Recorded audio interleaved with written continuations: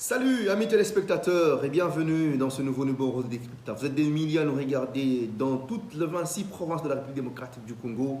Recevez nos salutations patriotiques et merci à vous tous qui nous regardez depuis la diaspora congolaise. Vous êtes à New York, aux États-Unis, vous êtes à Londres, vous êtes au Canada, vous êtes à Paris, Bruxelles et partout ailleurs. Nous vous saluons très chaleureusement et nous vous souhaitons la bienvenue dans ce nouveau numéro de Décrypta.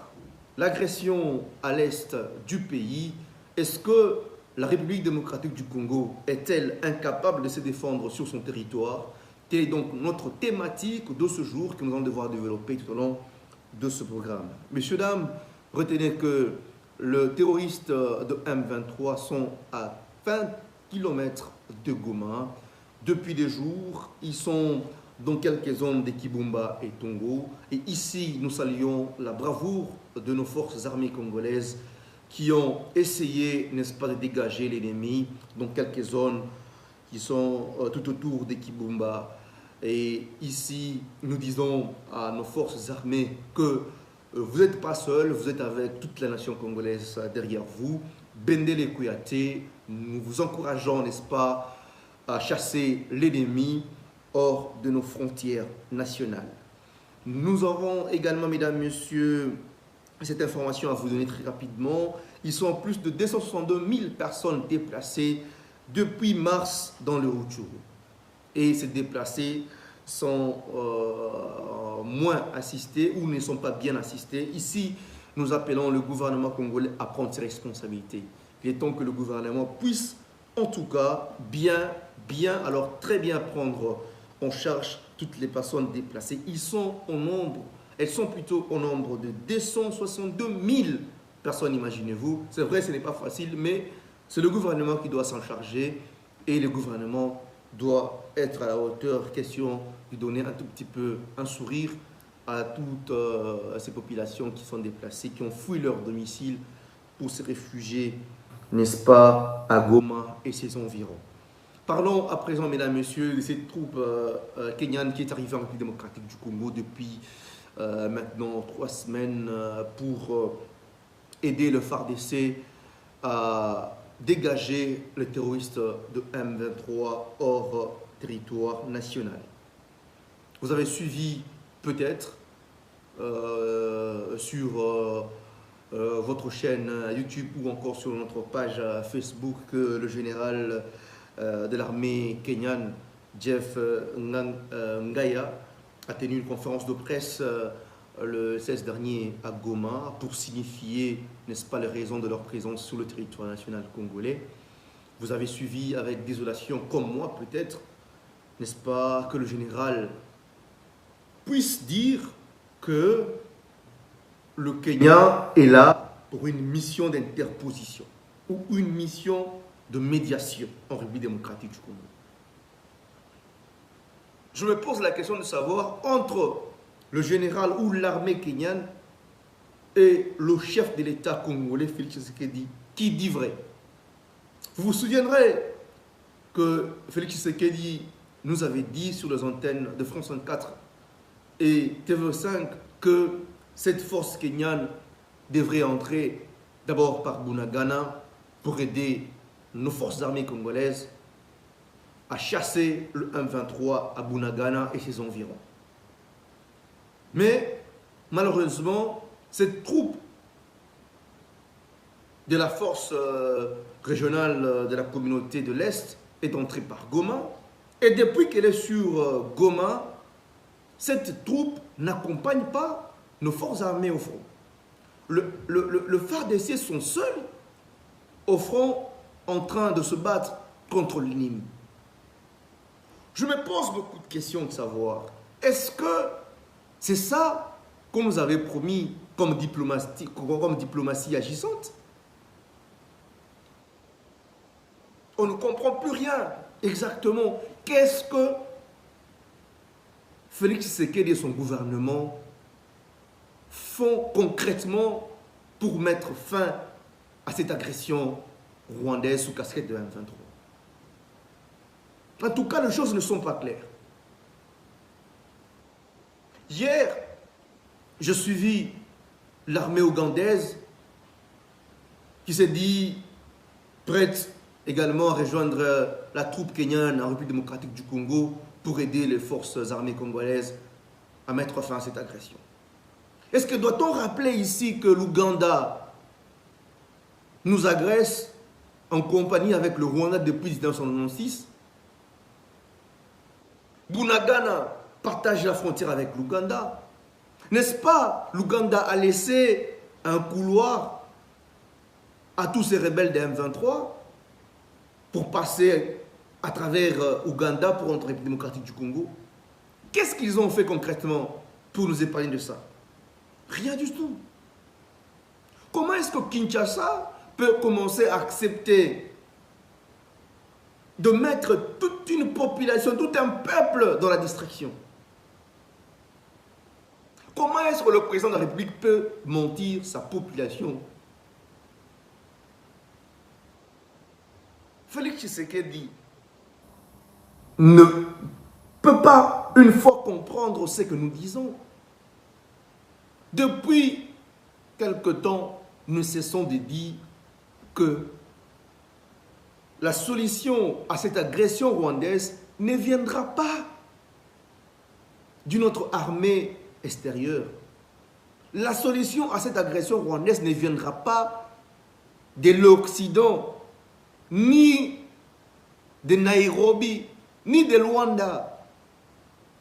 La solution à cette agression viendra de nous, Congolais. Il faut que Félix puisse, en tout cas, nous écouter. Nous, population. Nos analyses que nous faisons ici, c'est pour aider aussi, quelque part, le gouvernement à prendre leurs responsabilités. C'est vrai, vous nous prenez toujours comme étant vos ennemis parce que nous visons la vérité en face, comme vos adversaires. Non, mais nous ne sommes pas adversaires. Nous faisons notre travail. Nous sommes journalistes. Nous devons vous réveiller, nous devons vous informer. Nous vous donnons notre point de vue. Nous vous donnons la réalité de choses en face. L'Ouganda va jouer le jeu du Rwanda dans cette agression rwandaise. C'est depuis longtemps que ces gens nous font la guerre à l'est du pays. Ils pillent nos minerais à l'est. Ils nous font la guerre depuis longtemps. Quelle sera la mission de cette armée ougandaise à l'est du pays? Quel impact aura? Quel sera son impact? Parce que déjà, l'armée kenyane ne fait rien. La MONUSCO ne fait rien. Nos forces armées se retrouvent seules devant l'ennemi, devant le Rwanda et devant les M23.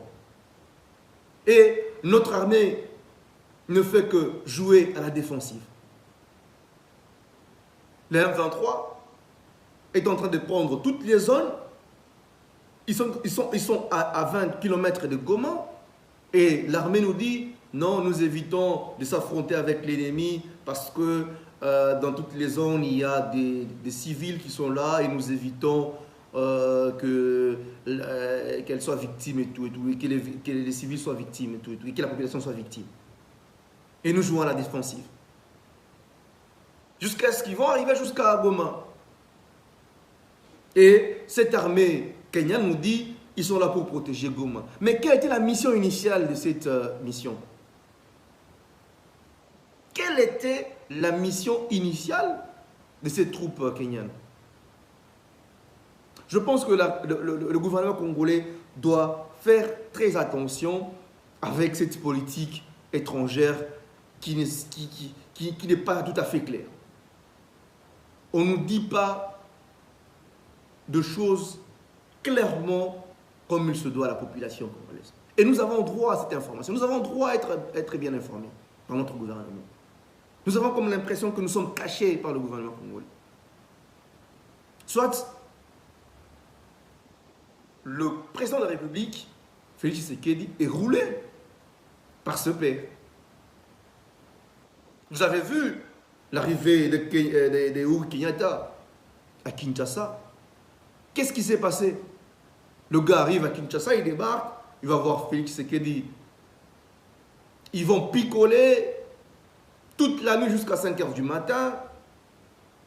Et par la suite, le lendemain, le monsieur va prendre son avion pour aller à Goma, pour réconforter la population, pour parler avec les autorités de l'Est. Et quel était son apport? Rien du tout. Jusqu'à ce que le monsieur a quitté la République démocratique du Congo sans suite. Sans suite. Et pire encore, Uhuru Kenyatta est allé seul au front, sans le président de la République, sans même le Premier ministre. Parce que Kinshasa a peur de la prophétie du pasteur Dalo. Parce que Félix Tshisekedi a peur de mourir aujourd'hui. Parce que le pasteur Dalo, qui est son père spirituel, a dit qu'il aurait reçu une vision, qu'il serait assassiné et tout. On a compris que Félix Tshisekedi a eu peur de voyager vers Goma. Or, sa présence à Goma en compagnie de Uhuru Kenyatta allait encore réconforter cette population de l'Est ou de Goma. Du nord et sud Kivu. Ça allait vraiment le réconforter. Et on devait accepter que voilà, nous avons un président qui veut, n'est-ce pas, aujourd'hui tenir compte de sa promesse, celle de rester à Goma. Il était temps qu'il puisse aller s'installer à Goma. Mais Félix Tshisekedi a eu peur de mourir. Jusqu'à laisser un visiteur, un ami, un ancien président du Kenya aller réconforter la pauvre population déplacée. C'est triste, c'est honteux pour ce gouvernement congolais. Vous avez préféré rester à Kinshasa et nommer les mandataires dans les entreprises publiques. C'est ce qui était prioritaire pour vous. Réaménager votre cabinet, enlever tous ses amis et connaissances qui étaient dans le cabinet ou à la présidence qui ne foutaient rien et les renvoyer dans l'administration. C'est ce qui vous préoccupez. Mais nous sommes pendant la guerre. Est-ce qu'il a été urgent ou important de nommer de nouveaux mandataires? Puisqu'il y avait des gens qui étaient encore là, qui travaillent. Les postes n'étaient pas vacants. Ce n'était pas important. On vous attend autre chose, vous faites autre chose. Toujours. Finalement, je ne sais pas. Félix Enebi Fadje, Moussaïli, Enebi Fadje. Est-ce que c'était important de changer les mandataires dans les entreprises publiques? Non. Puisque nous sommes en guerre, puisque vous avez refusé à Fayoulou de marcher, quand quelqu'un essaye de conseiller ou de donner son point de vue par rapport à la question politique du moment, vous dites que nous sommes en guerre. Mais vous vous trouvez beau, eh bien, de nommer de nouveaux mandataires dans les entreprises publiques. Et vous sélectionnez, même pas grâce à la méritocratie, vous sélectionnez des gens parce qu'ils sont des unions sacrées, parce que ce sont vos amis que vous avez estimés qu'ils ne sont plus importants à la présidence de la République et vous les envoyez de l'autre côté pour aller foutre du bordel. Ok, c'est bon. Vous prenez tous les amis des Bahati et des Mbemba, vous les récompensez, les filles, les garçons, les connaissances de Mbemba et de Bahati, vous leur donnez de postes comme vous voulez, c'est bon. Qu'est-ce que ça va changer dans la vie du Congolais? Qu'est-ce que ça va nous apporter? Rien. Nous sommes en guerre, s'il vous plaît.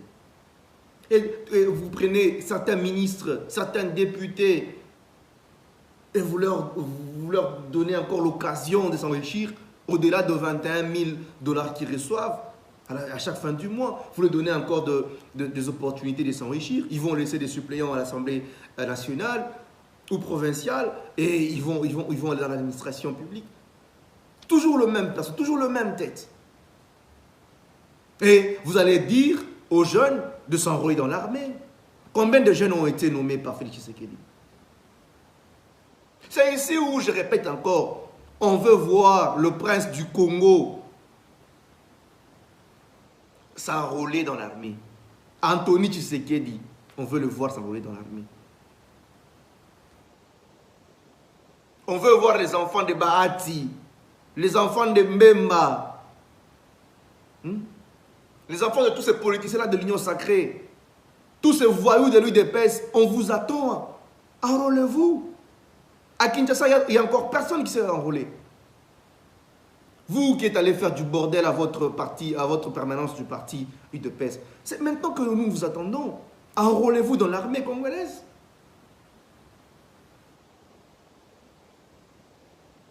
Les choses doivent changer. Nous sommes en guerre. Nous avons besoin en tout cas de voir cette nation congolaise unie. Nous devons compatir avec toutes ces familles qui sont à l'est du pays.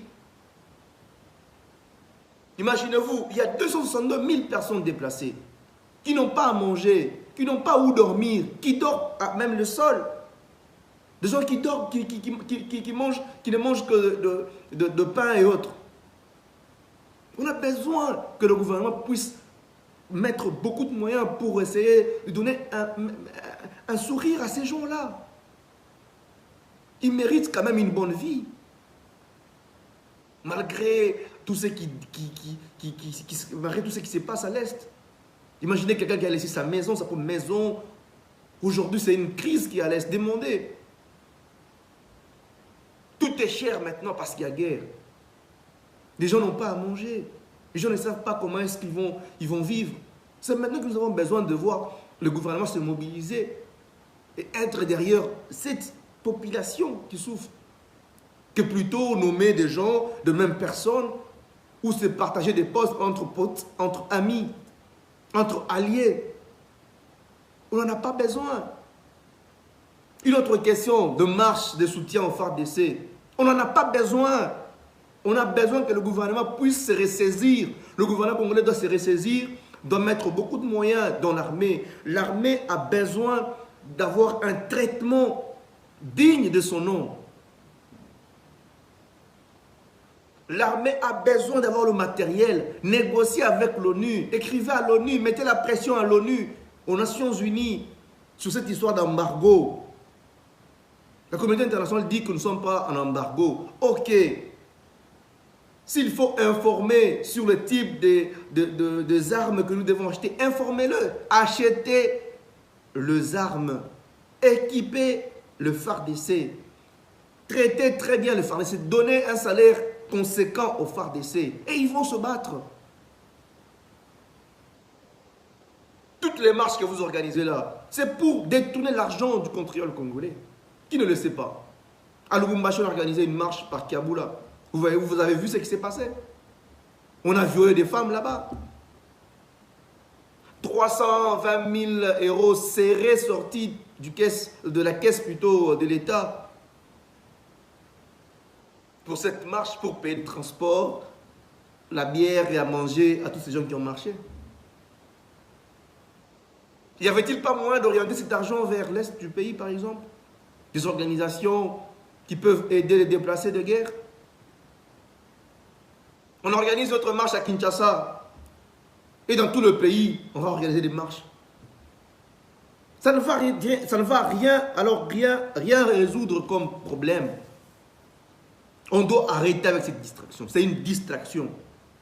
Marche de soutien au FARDC, marche de soutien au chef de l'État. Messieurs, on n'a pas besoin de soutenir le chef de l'État. On a besoin de soutenir nos forces armées. Et on a besoin de mettre le moyen conséquent, de doter le moyen conséquent au FARDC. Même cette histoire de recrutement. Messieurs, vous savez, nous avons combien de militaires en République démocratique du Congo? Ils sont nombreux, mais ils ne se battent pas. Pourquoi? Parce qu'ils n'ont pas de moyens.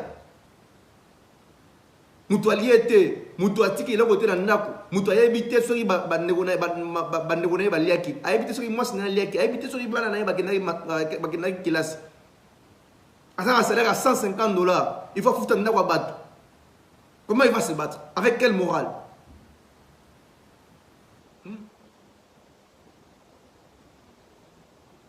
Le matériel il nous en a.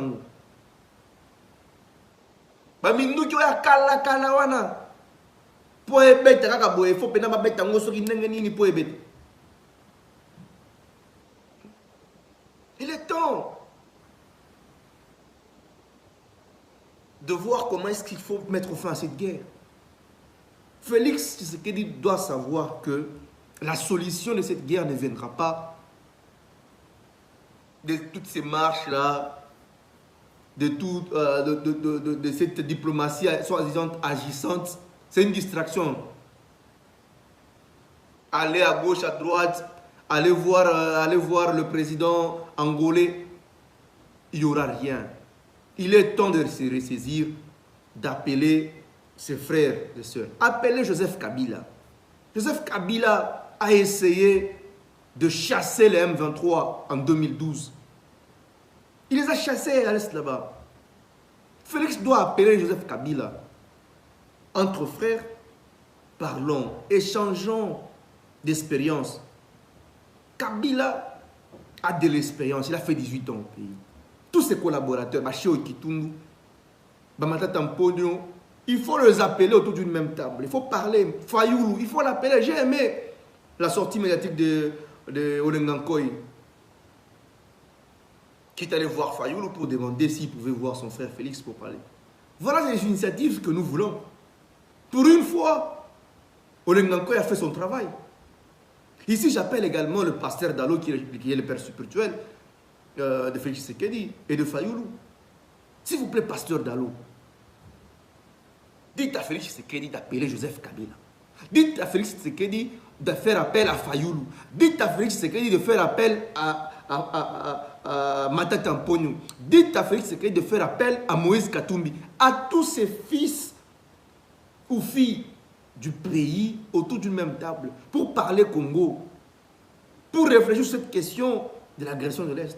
Parce que ces gens ici vont arriver à Goma si on n'ouvre pas l'œil. Ils vont arriver à Goma là-bas, ils vont s'imposer et ils vont imposer leur monnaie, ils vont imposer beaucoup de choses là-bas. Et ça sera parti pour la balkanisation. Il est temps qu'on se réveille. Il est temps, en tout cas, que nous puissions se mettre autour d'une même table. Pas pour le poste politique, pas pour se partager les postes dans l'administration publique. Non. Parler guerre, échanger des idées. Kabila a de l'expérience, je vous dis. Appelez Matata, appelez les Cheo Kitundu, appelez tous ces gens-là qui ont travaillé avec Kabila. Ils peuvent vous aider. Botika Orgueil. Appelez Katumbi. Mettez les idées ensemble. Comment vous pouvez mettre la communauté internationale comment vous pouvez mettre la communauté internationale devant le fait? Comment vous pouvez le contrarier par rapport à cette question d'embargo? Comment vous pouvez mettre fin à cette guerre de l'Est? Comment il faut aller avec les M23? Qu'est-ce qu'il faut concrètement faire? Vous trouverez des solutions entre Congolais. Arrêtez avec cette distraction de marche, de soutien, patati patata. Il n'y aura rien, alors rien. C'est une escroquerie, c'est une distraction pure et simple. Je viens de suivre également la campagne Défendons la patrie. C'est bien, nous devons défendre la patrie. Défendre la patrie, ça veut dire quoi? Poster sur les réseaux sociaux, Bendele Kouyaté, c'est ça, défendre la patrie. Non, tout Congolais doit avoir cet esprit patriotique en lui. C'est le FARDC qui doit défendre la patrie.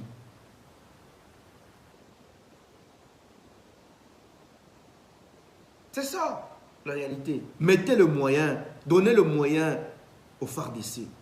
Et ils vont défendre la patrie.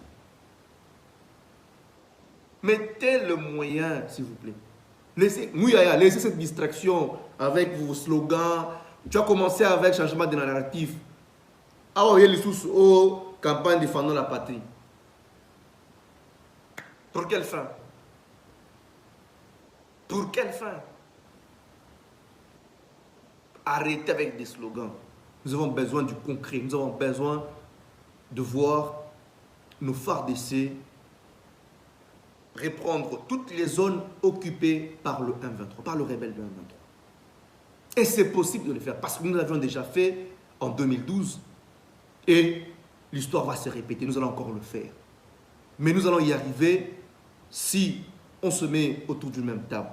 Si nous voyons tous nos politiciens là autour d'une même table, échanger, donner des idées pour voir comment contrarier la communauté internationale par rapport à cet embargo et parler, n'est-ce pas, de l'unité, question de mettre fin à cette agression rwandaise qui se vit à l'est du pays. Et nous allons y arriver. Et c'est possible. Il faut y croire. Il faut donc mettre des actions concrètes. Pas venir avec des marches de soutien, pas venir avec des campagnes défendant de patrie pour poster sur les réseaux sociaux et tout et tout. Qu'est-ce que ça fera? Oh, le combat est médiatique. Non. C'est vrai, quelque part, c'est médiatique, mais ça ne va rien résoudre comme problème. Voilà, mesdames et messieurs, nous sommes arrivés à la fin de ce programme. Merci donc à toutes et à tous de nous avoir suivis. Nous sommes très heureux de vous avoir très nombreux branchés, scotchés sur votre chaîne YouTube MVL Télévision. Merci encore une fois pour votre fidélité. On se retrouve très prochainement pour un nouveau numéro. N'hésitez pas de continuer à vous abonner massivement sur votre chaîne YouTube MVL. Donc likez déjà quand vous suivez cette émission. N'hésitez pas de partager également. Et merci encore une fois de vous abonner sur votre page Facebook Magloire Valentino Pro. D'ici là, portez-vous bien et à la revoyure.